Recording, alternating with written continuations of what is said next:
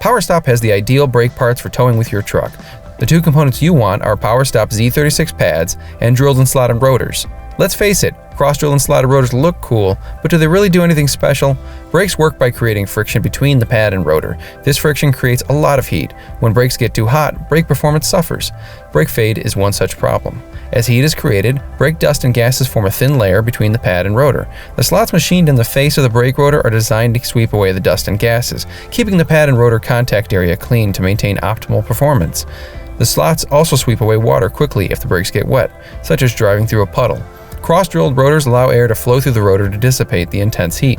They also allow air to flow to the rotor and pad contact area, helping not only to cool the rotor, but also the pad and rotor contact patch. Brake pad Z36 Carbon-Fiber Ceramic Low Dust Formula offers extreme braking performance that is designed for trucks without sacrificing everyday drivability.